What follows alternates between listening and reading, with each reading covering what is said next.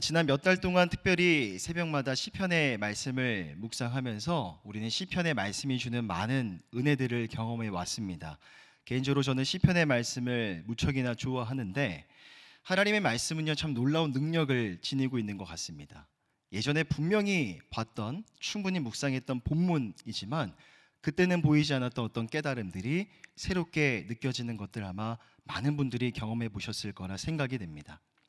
최근에 시편을 쭉 묵상해 오면서 제 안에 조금 새롭게 다가왔던 부분들이 있었습니다. 바로 환난과 어려움 중에서도 오히려 자신의 지나온 삶의 흔적들과 자신의 마음속 중심을 겸손히 살피는 이 시인, 시편 기자 다윗의 모습이었습니다. 최근에 시편을 묵상할 때마다 특히나 비탄시를 묵상하면서 그런 다윗의 모습이 제 눈에 자주 띄었었는데, 개인적으로 저는 그런 다윗의 모습을 묵상하면서 지난 2년여 동안에 우리가 걸어왔던 삶의 시간들을 한번 돌아보게 되었습니다. 여러분 생각하고 돌아보기 싫으시겠지만 지난 2년의 시간들 얼마나 많은 어려움들이 있으셨습니까? 다행스럽게도 이제 단계적으로 우리의 일상이 회복되고 있고 우리 사회와 가정의 경제도 회복의 수순을 향해 조금씩 나아가고 있습니다. 그리고 제가 개인적으로 정말 많이 기대했던 순간인데요, 바로 성가대의 찬양입니다. 지난주부터 우리 대예배 때에 성가대의 찬양이 시작이 되었죠. 개인적으로 제가 생각하기로는 성가대의 찬양이 시작되었다라는 게 상징하는 바가 크다라고 저는 생각합니다. 바로 우리의 대면 예배가, 현장 예배가 본격적으로 다시 시작이 되었다는 것이죠. 물론 여전히 방역에 있어서 긴장의 끈을 놓을 수 없는 상황이긴 합니다. 하지만 조금씩 회복의 때를 향해 나아가고 있음을 우리는 조금씩 체감해 나아갈 수가 있습니다. 먼저 감사의 주간을 맞이하여서 어려운 가운데서도 여기까지 우리를 인도해 주신 하나님, 날마다 불꽃가두 같은 눈으로 우리를 지켜주시고 보호해 주셨으며 어려운 상황 속에서도 회복의 때를 열어가고 계신 하나님 앞에 모든 감사와 찬양과 영광을 올려드립니다. 하지만 하나님 앞에 올려드리는 이 감사의 주간, 우리 감사의 고백과 더불어서 또 한 가지, 다윗이 그러했던 것처럼 우리도 지난 2년의 시간들이 많은 환난과 어려움의 시간이었지만 스스로를 점검하고 성찰해 볼 수 있는 그런 기회로 그 시간들을 돌아볼 수 있다면 앞으로 시작되는 회복의 때를 보다 더 좋은 모습으로, 건강하고 성숙한 모습으로 그 회복의 때를 향해 나아갈 수 있지 않을까요? 오늘 함께 나눌 말씀은 신명기 10장의 말씀입니다. 자, 그런데 우리가 신명기의 말씀을 잘 이해하기 위해서는 먼저 신명기라는 책이 무엇인가, 신명기가 어떤 내용을 담고 있는 책인가를 먼저 깨닫는 것, 전체적인 맥락과 흐름을 짚는 것이 매우 중요합니다. 신명기는 쉽게 말하면 이스라엘의 새로운 세대에게 전하는 모세의 메시지, 설교입니다. 배경을 말씀드리면 이스라엘 백성들이 광야에서의 유랑 생활을 마치고 이제 가나안 땅에 들어가기 위하여 요단강 동편에 있는 모압 평지에 진을 치게 됩니다.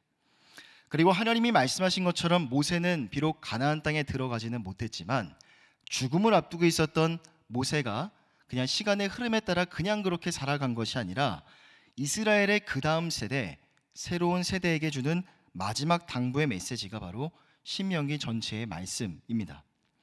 구조를 살펴보면 모세의 설교가 총 3편 등장을 하는데, 사실 모세가 어떤 특별하고도 완전히 다른 신선하고 새로운 메시지를 가져다가 백성들에게 전하고 가르치고 있는 것이 결코 아닙니다. 먼저 모세는 이스라엘이 시내산에서 출발하여 모압 평지에 이르기까지의 역사를 회고하죠.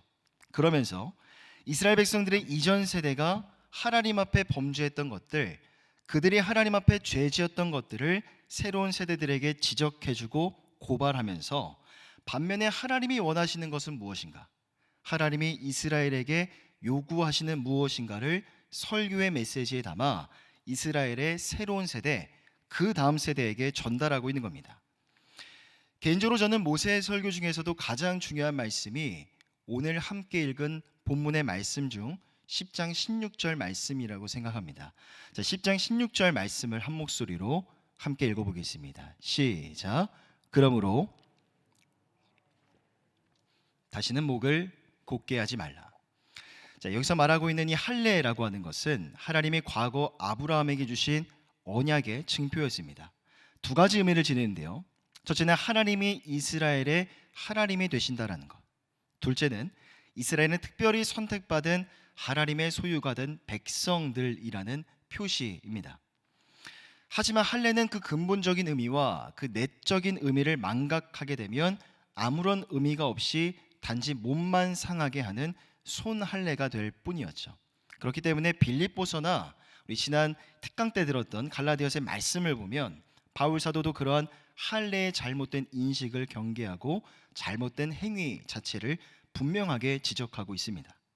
오늘 본문에서 모세가 지적하는 것도 바로 그러한 부분이네요. 자, 신명기의 특징을 다시 한 번 더 말씀드리면 이스라엘의 이전 세대가 저질렀던 죄악과 실수를 이스라엘의 새로운 세대들에게 고발하고 지적해주는 책이 바로 신명기 말씀이라고 이야기했습니다. 자, 그러기에 특별히 모세가 이스라엘의 새로운 세대들을 향해서 10장 16절에서 너희는 몸의 할례가 아니라 마음의 할례를 행하라 라고 말했던 것을 미루어 보았을 때 어쩌면 이스라엘의 이전 세대 백성들 그들의 생각과 사고의 기저 가운데에는 할례에 대한 잘못된 오해가 있었던 것으로 보입니다. 예를 들면 이런 겁니다. 할례를 받기만 하면 가나안 땅에 들어갈 수 있다라는 것. 할례는 하나님의 택함 받은 백성의 표시이기 때문에 할례를 받기만 하면 하나님이 아브라함에게 약속하신 가나안 땅에 들어갈 수 있다라는 오해가 그들의 생각과 사고의 기적 가운데 깔려 있었던 것으로 보입니다. 하지만 하나님께서는 그렇지 않다라는 것, 할례를 받는다고 해서 다 가나안 땅에 들어가는 게 아니다라는 것을 가르쳐 주신 것이 바로 이스라엘의 광야 생활이었죠. 과거 이스라엘이 가데스 바네아라는 곳에 도착했을 때 그들은 가나안 땅을 살피기 위해 12명의 정탐꾼을 파송한 바가 있습니다. 그리고 정탐 후에 그들 내부에서 발생했던 불순종과 불신앙의 모습들 가운데 하나님이 몹시 실망하셨고 크게 진노하셨죠. 결국 이 가데스 바네아라는 지역에서 가나안까지 직선 거리로 하면요, 보통 일주일이면 갈 수 있는 충분한 거리였음에도 불구하고 하나님이 내리신 징계 때문에 여호수아와 갈렙을 제외한 이스라엘의 이전 모든 세대가 죽기까지 이스라엘 백성들은 바란 광야를 중심으로 38년이나 의미 없는 방랑 생활을 해야만 했습니다. 자, 그러니 모세는 이제 가나안 땅 입성을 목전에 두고 있는 이스라엘의 그 다음 세대들에게 당부를 하고 있는 겁니다. 제발 이전 세대들이 저질렀던 그 전철을 밟지 말고 그들의 죄악을 답습하지 말라라는 의미에서 마음의 할례를 행하라라는 설교의 메시지를 전했던 것이죠. 즉 하나님이 이스라엘의 하나님이 되신다라는 것, 너희는 우리는 하나님의 택함 받은 거룩한 백성들이라는 사실을 한순간도 잊지 않고 마음속에 깊이 새기라는 뜻이었습니다. 결국 하나님이 이스라엘에게 요구하시는 것, 하나님이 이스라엘에게 가장 중요하게 여기셨던 것은 바로 마음이었습니다. 눈에 보이는 겉으로 나타나는 외형적인 모습이 아니라 눈에 보이지 않는 마음의 영역, 마음의 진정성을 하나님은 가장 중요하게 여기신 것이죠. 멀리서도 우리의 안고 일어섬을 아시는 하나님, 우리의 모든 생각과 마음속 중심을 살피시는 하나님께서 당신의 백성들의 마음을 언제나 살피시는 겁니다.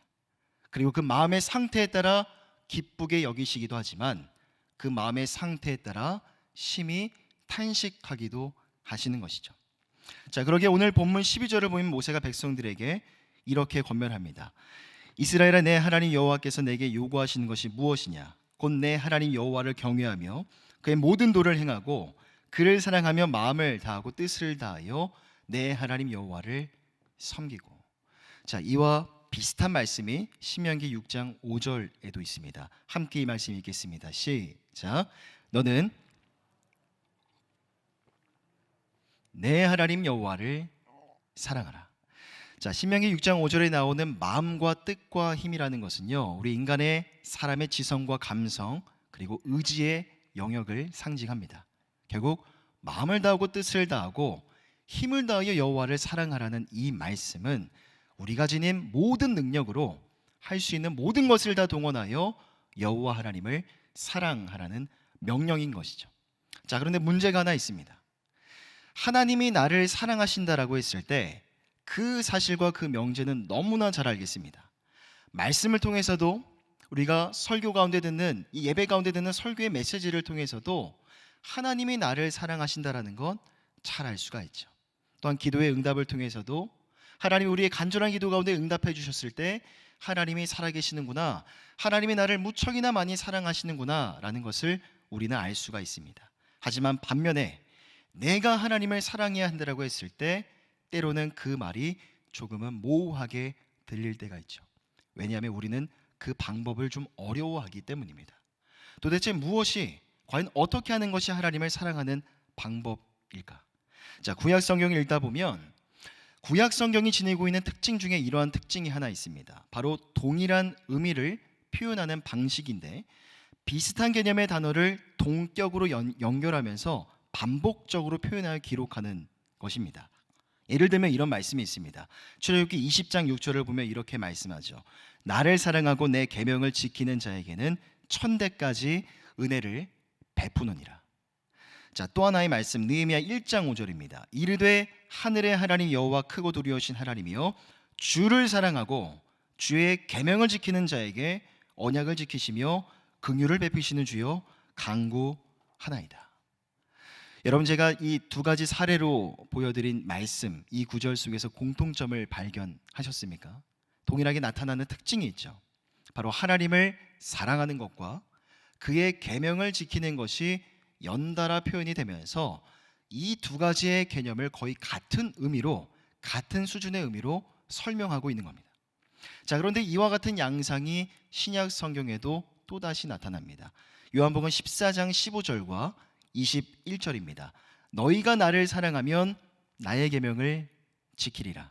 21절입니다. 나의 계명을 지키는 자라야 나를 사랑하는 자니 나를 사랑하는 자는 내 아버지께 사랑을 받을 것이요 나도 그를 사랑하여 그에게 나를 나타내리라. 신약 성경에서는 조금 더 구체적으로 말씀하고 있죠. 하나님을 사랑하는 자도 하나님의 계명을 지키는 자인데 그렇게 하나님의 계명을 지키는 자에게 하나님은 자신을 나타낼 것이다라고 말씀합니다. 자, 종합해 보면 결국 우리가 하나님을 사랑할 수 있는 구체적인 방법은 무엇이겠습니까?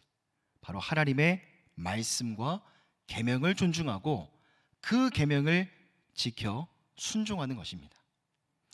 결국 모세가 이스라엘의 새로운 세대를 향해서 선포하고 있는 그의 설교 가운데 가장 중요한 핵심, 모세가 백성들에게 진짜 하고 싶었던 임팩트 있는 그 메시지는 바로 이것입니다. 하나님의 말씀과 계명을 마음 다하여 존중하고 또한 순종하라는 것이죠. 이스라엘의 이전 세대는 불순종하여 하나님께 징계를 받았지만 제발 그들의 죄악과 과오를 반복하지 말고 하나님의 말씀에 순종하고 그를 사랑할 때 누릴 수 있는 축복이 있으니 그 은혜와 축복을 마음껏 누리라는 겁니다. 자, 그러기에 오늘 본문의 13절에도 보면 이렇게 말씀하죠. 13절 함께 읽겠습니다. 시작. 내가 여호와의 명령과 규례를 지킬 것이 아니냐. 여러분, 10장 13절에 따르면 우리 하나님은 어떠한 하나님이실까요? 바로 우리의 행복을 위하시는 분이십니다. 당신의 백성들의 행복과 평안을 위하시는 분이시죠. 그러기에 때로는 우리가 하나님의 말씀대로 좀 살아보려고 할 때에 이런 경험들이 있으실 겁니다. 때로는 나에게 주어지는 그 말씀이 상당히 어렵게만 느껴지고 조금은 부담스럽게만 느껴져서 순간 우리 안에 느껴지는 생각은 이런 걸 겁니다. 하나님의 말씀대로 살아가는 거 정말 쉽지 않구나. 하나님의 말씀대로 살아가는 건 많은 제약이 있고 어쩌면 불편한 일들이 많이 생길 수 있겠구나라는 오해가 생기게 되는 것이죠. 하지만 하나님의 말씀은 결코 우리의 삶을 속박하거나 우리의 어깨에 우리의 삶의 무거운 짐을 지어주는 것이 결코 아닙니다. 오히려 그 말씀을 준행하고 순종할 때 우리는 진정으로 행복하고 자유하며 평안하고 기쁨이 있고 왠지 모를 삶의 여유가 있는 그러한 인생을 살아갈 수가 있죠. 왜냐하면 하나님은 우리의 행복을 위하시는 분이시기 때문입니다. 당신의 백성들이 행복하고 평안한 삶을 살 수 있도록 하나님이 우리에게 주신 일종의 행복 지침서가 바로 여러분들 앞에 있는 이 성경, 하나님의 말씀인 것이죠. 실제로 이스라엘 백성들이 가나안 땅에 입성했을 때 그 말씀의 능력과 그 말씀에 순종했을 때의 결과를 그들 스스로가 경험하죠. 하나님의 말씀을 대하는 그들의 태도가 어떠한지에 따라 그 일의 결과가 완전히 달라지는 것을 저들 스스로가 경험하게 됩니다. 말씀을 잘 지켜 행했을 때 어떤 일이 일어났고, 말씀을 잘 지켜 행하지 않았을 때 어떠한 결과가 벌어지는가. 자, 신명기 말씀 다음에 나오는 여호수아서를 보면 매우 역동적이고 흥미로운 사건들을 접하실 수가 있을 겁니다. 여러분, 저는 오늘 본문의 말씀을 묵상하고 또 설교를 준비하면서 이러한 생각을 해보게 되었습니다. 모압 평지에서 새로운 시작, 새로운 출발을 준비하고 있는 이스라엘 백성들의 모습이 마치 오늘날 이 단계적으로 일상을 회복해 나아가고 있는 우리들의 모습과도 같이 느껴졌습니다.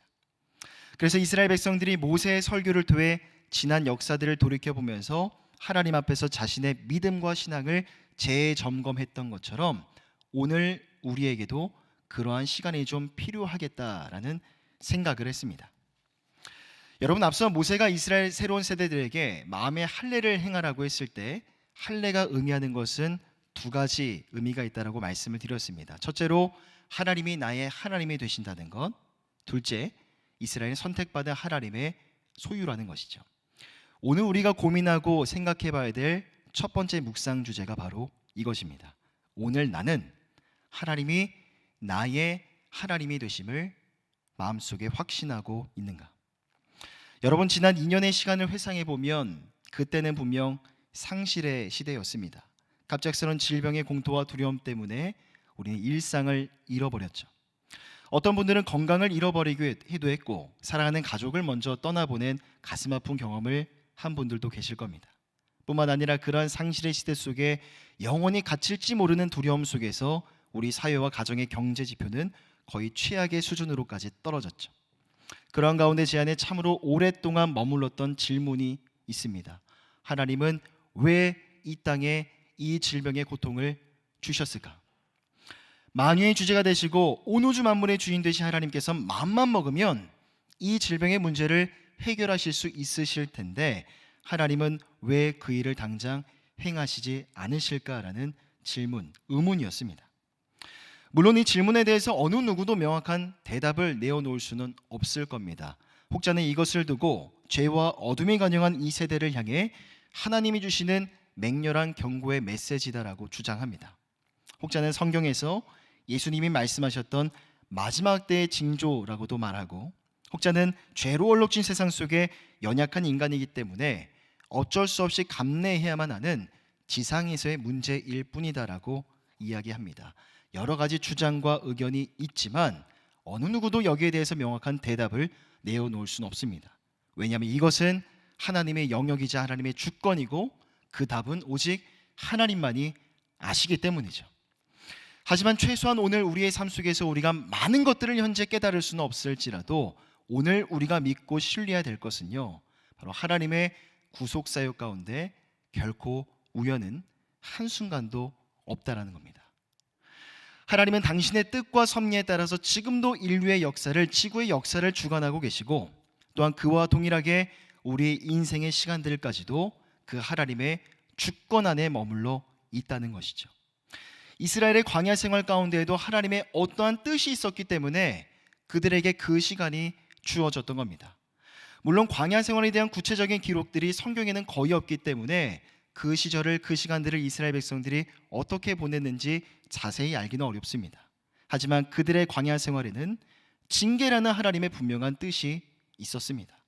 그러므로 그 징계 시간 안에서 이스라엘 백성들이 회개할 것이 있다면 하나님 앞에 회개를 하고, 여전히 자신들에게 주어진 가나안 땅을 향한 언약은 남아있으니 계속해서 그 언약을 기대하며 소망하며 약속의 땅을 향해 나아가는 것이 바로 하나님이 이스라엘 백성들에게 기대하셨던 모습이지 않겠습니까?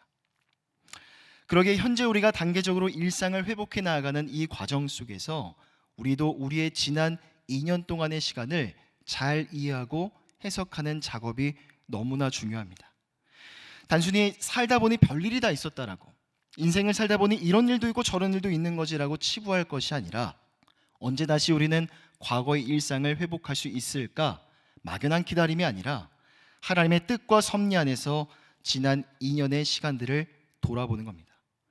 먼저 하나님의 어떠한 뜻이 있어 이 고통의 시간을 주셨음을 인정하고, 하나님이 그렇다면 오늘 이 시대 가운데 말씀하시는 것은 무엇일까?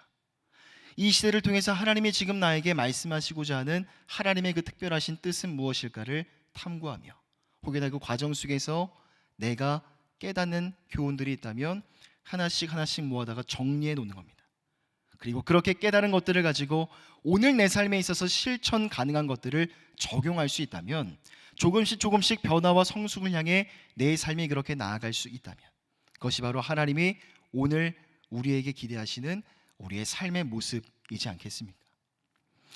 개인적으로 저는 이 시대를 바라보는 미국의 존 파이퍼 목사님의 관점에 적극 동감을 하는데, 존 파이퍼 목사님은 이 코로나19로 말미암은 이 시대를 향해서 이렇게 진단합니다. 코로나라는 질병을 하나님의 천둥 소리로 여기며 세상의 통치자들을 비롯하여 이 땅의 모든 이들이 회개의 자리로 나아가야 합니다 라고 이야기했습니다. 전능하신 하나님께서 특별히 이때의 질병의 문제를 허락하신 분명한 어떠한 목적과 뜻이 있을 터이니, 그 뜻이 무엇인지를 살피고 회개하며 그리스도의 무한한 가치에 다시금 삶을 재정렬하라는 하나님의 우레와도 같은 신호라는 겁니다. 여러분, 특별히 우리는 이 한 주 동안 새벽을 깨우며 이 감사의 고백을 하나님 앞에 올려드리고 있습니다. 특별히 이 감사의 주간, 이 감사의 새벽에 우리는 하나님 앞에 무엇을 감사할 수 있을까요? 물론 감사의 이유를 찾아본다고 했을 때 여러 가지 많은 이유들이야 있겠지만, 그 중에서도 가장 먼저 역설적으로 지난 2년의 시간들을 돌아보시면서 고난의 시간을 우리 가운데 허락해 주신 하나님 앞에 감사를 올려드리시는 저와 여러분들이 되셨으면 좋겠습니다. 왜냐하면 그 고난의 시간이 있었기 때문에 우리는 이 시대를 향한 우리의 가정과 우리의 일터와 우리의 삶과 우리 개인을 향한 하나님의 선하신 뜻이 무엇인지를 깨달았기 때문입니다. 우리의 허물과 우리의 연약함을 깨달았고요, 또 회개할 수 있는 기회가 우리 가운데 주어졌기 때문에 우리는 감사할 수가 있는 것이죠. 그 안에서의 깨달음과 통찰 때문에 우리는 새로운 시작과 새로운 출발선상 위에서 어제와 다른 오늘을, 어제와 다른 내일을 소망할 수 있기 때문에 이 감사의 주간, 이 감사의 새벽에 우리는 하나님 앞에 감사를 고백할 수 있는 것입니다. 이 감사의 주간과 감사의 새벽에 고난의 시간을 통해 하나님이 이 시대와 우리 교회, 그리고 나 자신에게 주시고자 하는 그 뜻이 무엇인가, 계속해서 그 하나님의 뜻에 주목하시고 그 깨달음 가운데 다시 한번 여러분들의 마음과 생각을, 여러분들의 삶의 모든 시간들을 재정비하시는 은혜가 있으시기를 바랍니다. 자, 두 번째로 우리가 고민해 봐야 될 묵상 주제는요, 마지막 두 번째 주제는 이것입니다. 오늘 나는 하나님만을 예배하고 하나님 말씀 앞에 서 있는가? 자, 다시 한번 더 정리해 보면, 모세가 이스라엘의 새로운 세대들을 향해서 마음의 할례를 행해라라고 했을 때, 자, 할례가 의미하는 건 두 가지라고 했죠. 하나님이 나의 하나님 되심을 인정하는 것과 이스라엘은 선택받은 하나님의 소유된 백성이라는 것. 자, 이스라엘이 하나님의 택함을 받은 하나님의 소유가 된 백성이라면 이제는 그 하나님만을 예배하고 그 말씀과 계명에 순종해야 될 책임과 의무가 하나님의 백성들에게 주어지게 되는 겁니다. 자, 그렇기 때문에 모세도 그러한 책임과 의무의 선상에서 이스라엘의 그 다음 세대들에게 마음을 다하여 하나님만을 섬기고 예배하며 그 명령과 규례를 지켜 행하라 명령했던 것이죠. 자, 그런데 15절에 나오는 이 택하다라는 단어를 우리가 조금 더 주목해 보기로 합니다. 자, 택하다라는 단어의 원어인 바하르라는 단어를 살펴보면요, 택함 받은 백성이 정말 모든 것을 다하여서 목숨을 다 바쳐서 감당해야 될 그 일이 무엇인가를 이 단어의 뜻을 깊이 살펴보면 좀 더 깊이 깨달을 수가 있습니다. 사실 이 바하르라는 단어는요, 단순히 누가 누구를 선택을 했고 누가 누구에게 선택을 받았는지 선택의 행위 자체를 강조하는 단어가 아닙니다. 대신 목적의 의미가 강하죠. 어떠한 직무나 사명이 있었기 때문에 택함을 받았다는 것, 택함 받은 어떠한 목적을 강조하는 데 쓰이는 단어가 이 바하르라는 단어입니다. 자, 그러게 이스라엘이 하나님께 특별한 민족으로 택함을 받은 어떠한 분명한 이유와 목적이 있는데 우리는 그것을 사명이라고 말합니다. 장차 이 땅에 오실 메시아 예수 그리스도가 태어나게 하실 그 민족이 되기 위하여 하나님은 이스라엘을 특별한 민족으로 선택을 하셨죠. 그와 더불어 세상을 향해 하나님의 무한한 영광을 드러내게 하고 세상을 거룩한 모습으로 변화시키시는 수단으로서 하나님은 이스라엘을 특별한 당신의 선민으로, 특별한 민족으로 택하셨던 겁니다. 자, 그런데 그 사명은 오늘날 또 다른 시대를 살아가고는 있지만 동일하게 하나님의 백성으로 부름받은, 택함받은 저와 여러분들에게도 똑같이 해당이 됩니다. 자, 그러게 왜 우리가 하나님을 예배하고 왜 하나님의 말씀과 계명에 순종해야 되는가? 택함받은 백성이기 때문에, 하나님께 창조함을 받은 피조물이기 때문에 그렇게 해야 되는 이유도 있지만, 폐역하고 어두운 이 세상을 잘 분별하고 그 세상을 변화시켜야 될 특별한 사명이 바로 우리에게 주어져 있기 때문에 그 일을 잘 감당하기 위해서라도 우리는 똑바로 바라봐야 되는 겁니다. 온 세상의 주인이 누구인지, 창조 되시는 하나님, 온 땅의 주인 되시는 그 주님만을 예배해야 되고, 진리 되시는 하나님의 말씀을 언제나 늘 가까이 해야만 하는 것이죠. 오늘날 우리가 살아가는 시대를 두고 많은 사람들은요, 이렇게 정의합니다. 뉴 노멀 시대라고 정의를 합니다. 자, 뉴 노멀이라는 이 단어는요, 말 그대로 시대의 변화에 따라 새롭게 떠오르는 기준 혹은 표준을 뜻하죠. 자, 풀어서 제가 다시 설명드리면, 과거에는 분명 비정상적으로 여겨졌던 어떤 상황들이 있는데 그것이 어떠한 계기들로 말미암아 이제는 정상의 수준에 오르게 되고, 그렇게 과거에는 비정상이었던 것들이 어느새 일반화되어버린 그런 상황을 지칭하는 표현입니다. 자, 뉴 노멀 시대의 그리스도인이라는 책을 보니까요, 하나님을 떠난 세대의 4가지 특징을 이렇게 정의합니다. 첫째로, 하나님을 알되 예배하지는 않는다. 둘째, 하나님의 창조 섭리에 역행하는 일을 한다. 셋째, 온갖 종류의 죄가 만연하고, 넷째, 죄의 결과를 경험하는데 두려움이 없다는 거죠. 여러분, 우리가 살아가고 있는 세대는 절대적인 진리를 거부하는 세대입니다. 그 안에 살아가는 대다수의 사람들은 기독교가 주장하는 하나님을 부인하지는 않아요. 하지만 기독교가 말하는 그 하나님이 절대적이고 유일한 하나님이라고 했을 때 적극 동감하지 않습니다. 오히려 그 하나님이 도대체 나와 무슨 상관이 있느냐 반문을 합니다. 기독교의 하나님을 유일한 하나님으로 인정하지 않으니 더 이상 하나님을 예배하지 않고 하나님의 말씀도 거부합니다. 그러기에 성경은 분명 죄라고 말씀하는 것들이 있는데 자유와 인권이라는 포장지로 그럴듯하게 감싸버립니다. 계속해서 하나님의 창조 질서에 역행하는 여러 가지 반기독교적인 사상과 법 제정들도 난무하게 되는 것이죠.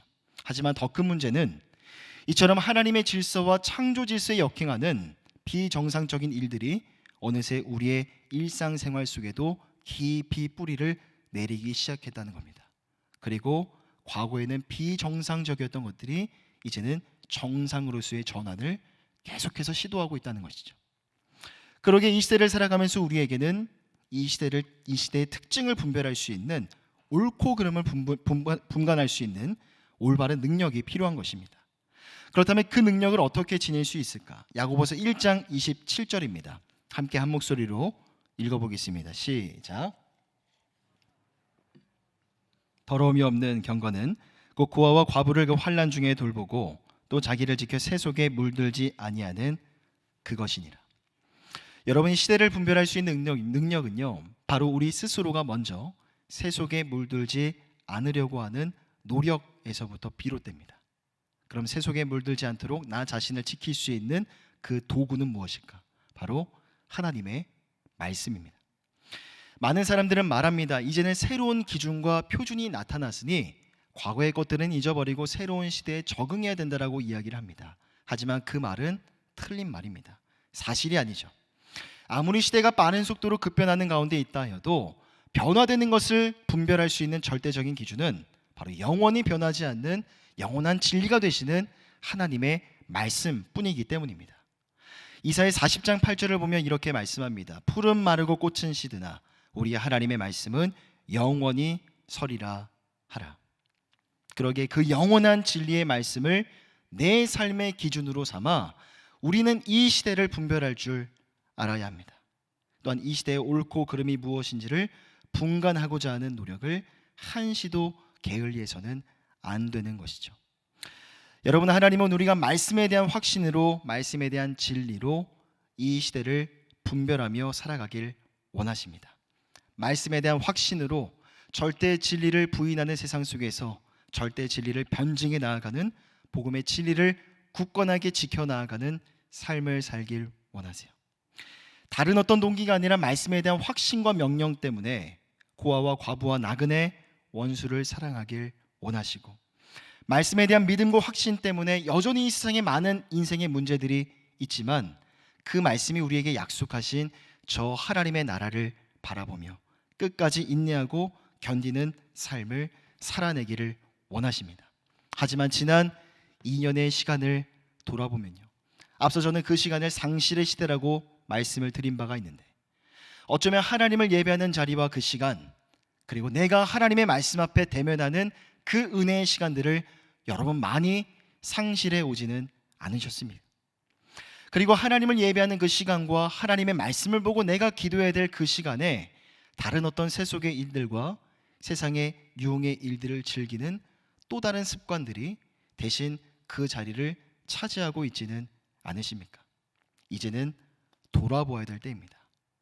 왜냐하면 정말로 앞으로 우리가 살아갈 우리의 세상은, 우리의 시대는 만만치 않은 시대이기 때문이죠. 녹록치 않은 세상이기 때문입니다. 제대로 대비를 하지 않고 하나님의 말씀과 진리 안에 내가 붙들려 있지 않으면 이 세상을 변화시키지 못하는 것뿐만 아니라 우리는 금세 이 세상의 죄악 가운데 녹아들 수 있는 연약한 존재들이기 때문이죠. 그러기에 여러분들의 삶을 돌아보셨을 때 예배의 시간, 예배의 자리를 상실해 가고 있으시다면, 하나님의 말씀 앞에 서는 경건의 시간도 상실해 가고 있으시다면 이제는 다시 회복하셔야 될 때입니다.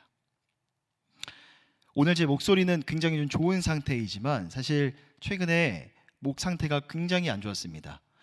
감기에 걸린 줄 알고 약을 한 2주 동안 먹었는데도 낫질 않더라고요. 그래서 알고 보니 자세히 검사를 해보니까 역류성 후두염이라는 병에 걸렸었습니다.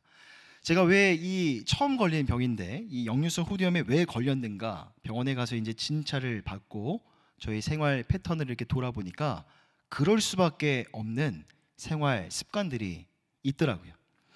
평소에 저희 가정은 아이들을 재우고 나면 조금 쉴 수 있는 한두 시간의 시간이 좀 남습니다. 그래서 그 시간에 주로 아내와 늦은 식사를 하고요. 또 오늘 같은 수요일이나 금요일 같은 경우는 사역을 마치고 집에 가면 여지없이 뭔가를 주워 먹고 그냥 잠자리에 듭니다. 운동을 할까요, 안 할까요? 운동을 거의 안 했습니다. 최근 몇 년 동안 조금도 움직이지 않고 먹고 자고를 몇 년간 반복했던 것 같습니다. 너무나 부끄러운 저의 모습이죠. 이러다가 정말 안 되겠다 싶어서 조금씩 운동을 시작하게 했습니다. 될 수 있는 대로 많이 걸었고 집에서 할 수 있는 만큼 근력 운동도 좀 시작을 했고요. 잠자기 3시간 전에는 아무것도 먹지 않고 잠자리에 들고 있습니다. 자, 그렇게 제가 한 2주 동안을 그렇게 보냈는데 제가 어떤 경험을 했냐면 아침이 달라지는 것을 경험했습니다. 이전과 다르게 아침 몸이 좀 굉장히 가볍고 개운하면서 확실히 예전에 경험해보지 못했던 기분이 좋고 상쾌한 그런 아침을 최근에 경험하고 있습니다. 사실 오늘 수요 예배를 섬겨야 되기 때문에 목소리를 많이 걱정했습니다. 하지만 목 상태도 많이 회복이 되어서 찬양할 수 있고 여러분들에게 말씀을 전할 수 있게 된 것도 참으로 감사한 일입니다. 여러분, 우리의 삶을 돌아보면 우리의 몸을 망가뜨리는 나쁜 습관들이 있죠. 그 습관들을 끊어내야만 몸이 건강해질 수 있습니다. 여러분, 돌아보면 우리의 영혼을 망가뜨리는 나쁜, 바르지 않은 습관들이 있을 겁니다. 그 습관도 끊어내야만 우리의 영혼도 건강해질 수 있습니다. 지난 2년을 돌아보면 우리의 예배와 교회 사역을 둘러싼 적지 않은 변화가 있었던 것이 사실입니다. 물론 그 가운데 나도 내 믿음과 내 신앙을 지키기 위해서 많은 노력을 하셨겠지만 사실 우리의 믿음과 신앙이 많이 위축될 수밖에 없었던 것이 사실이죠. 그런데 그런 와중에 내가 하나님을 예배하기 위하여 주일 성수를 하려 하는데, 내가 하나님의 말씀 앞에 나아가려고 하는데 자꾸만 그것을 방해하는 어떤 잘못된 습관들이 어느새 일상 깊은 자리까지 뿌리 내리지는 않으셨습니까? 여러분, 그것을 발견하신다면 이제는 단호하게 끊어내는 은혜가 있으시기를 바랍니다. 부디 예배의 자리를 회복해 나아가시고, 또한 세속으로부터 나 자신을 지켜낼 수 있는 경건의 시간까지도 조금씩 회복해 나아가시기를 바랍니다. 그래서 그때 주어지는 하나님의 말씀 안에서 영원히 변하지 않는 하나님의 영원한 진리가 무엇인지를 발견하시고, 그 불변의 진리를 기준으로 삼아 급변해가는 이 세상을 분별하시는 지혜로운 성도님들 다 되시기를 바랍니다. 또한 마지막 13절의 말씀처럼 우리 주님은 여러분들의, 우리의 행복을 위하는 분이십니다. 여전히 이 세상은 살아가기 어렵고 힘들지만 때마다 일마다 우리의 행복을 위해서 말씀으로 힘을 주시고 능력을 주시는 그 하나님의 함께하심 때문에 그래도 이 세상은, 이 나그네 길은 살아갈 만한 곳입니다.